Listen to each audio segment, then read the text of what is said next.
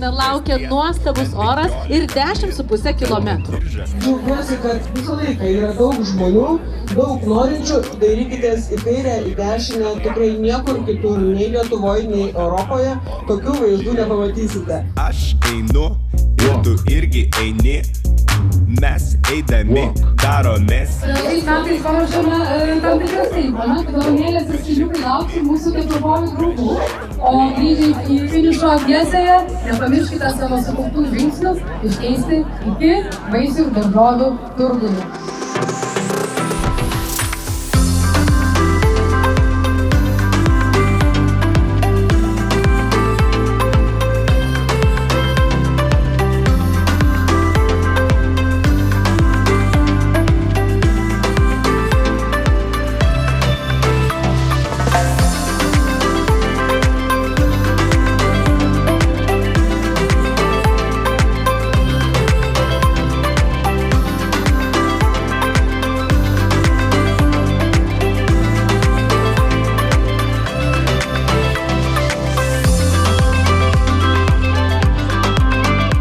Labai faina, labai geras oras, kaip užsakytas. Ir labai graži šita erdvė. Aš tai pirmą kartą mes iš Kauno, tai mums tai wow.